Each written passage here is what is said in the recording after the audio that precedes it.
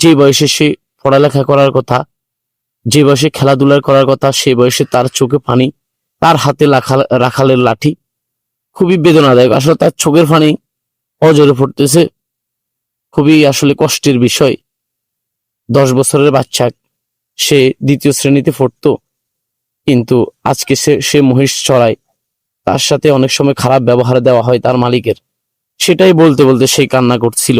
দেশ এবং প্রবাস থেকে যারা দেখছেন, আজকে এমন একজন মানুষকে আমার ক্যামেরার সামনে আনছি। তোমার নাম কি? রাশেদ। রাশেদ। এবং তার বয়স কত বছর? 10। 10 বছর না, 10 বছর তার বয়স। আসলে এই বয়সে সেই রাখাল, মহিষ চড়াই। তার পিছনে মহিষগুলো সে চড়াই। এবং তুমি কতটুকু পড়ালেখা করছো? ক্লাস 2। ক্লাস 2 পর্যন্ত। তো সংসারে তোমার মা বাবা ভাই বোন আছে? জি। তোমার বাবা কি করে? রেশম মেশিন পারেন করে। বুঝিনি, কি করে? কৃষি কাজ করে। কৃষি কাজ, দিন মজুরি না? জি। আচ্ছা, তোমরা ভাই কয়জন? ভাই ভাই 4 জন। 4 জন। তুমি কি সবার ছোট নাকি? মেজো। মেজো। জি। তোমার ছোট কয়টা আছে ভাই? বলো। 2টা। 2টা। জি।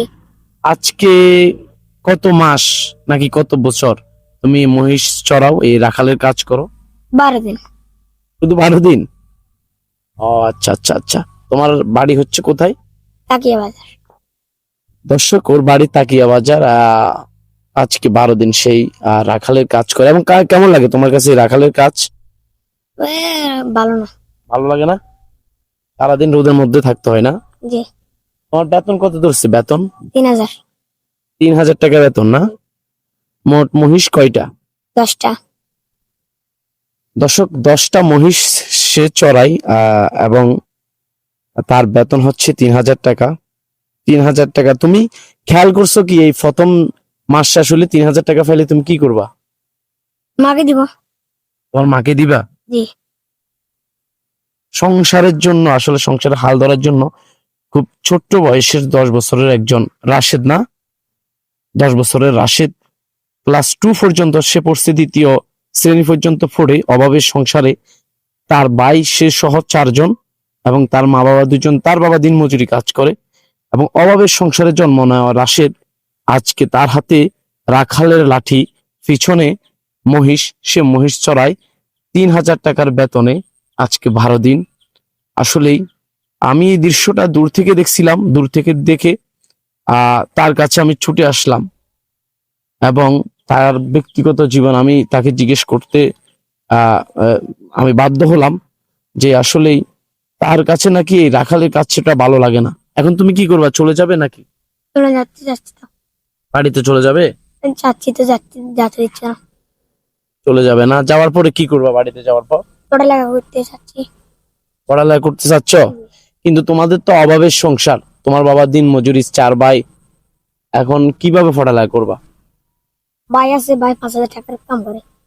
বড় ভাই 5000 টাকা চাকরি করে? 5000 টাকা চাকরি দিয়ে তো সে তোমাদের সংসারও চালাতে পারবে না, তোমাকে কিভাবে পড়াইবে? দর্শক, বলতেছি এমন একজন রাশেদের কথা। সে বর্তমান আমার এলাকায় আছে, চরলাহিতে আছে, এবং আমার বাড়ির পাশে আছে।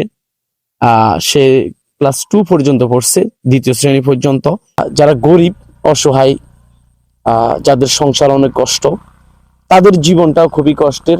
তারই চিত্র আজকে আমার ক্যামেরার মধ্যে। আজকে আমার কোনো ক্যামেরাম্যান নেই, এই জন্য আমি নিজেই ভিডিওটা করতেছি এবং তার কাছ থেকে ইন্টারভিউ নিচ্ছি।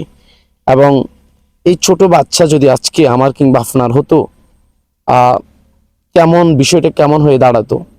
ওর তো অধিকার আছে, পড়ালেখা করার অধিকার, খাদ্যের অধিকার, বস্ত্রের অধিকার, বাসস্থানের অধিকার, সব অধিকার থেকেও বঞ্চিত শুধুমাত্র দরিদ্র পরিবারের সন্তান হওয়ার কারণে, অসহায় পরিবারের সন্তান হওয়ার কারণে। যে বয়সে সে খেলাধুলা করার কথা, পাঠশালা যাওয়ার কথা, সেই বয়সে সেই রাখাল। এমনই দৃশ্য আসলেই আমি নিজ চোখে দেখলাম, এবং আমার এলাকারই ঘটনা, এই রাশেদের জীবনের ঘটনা।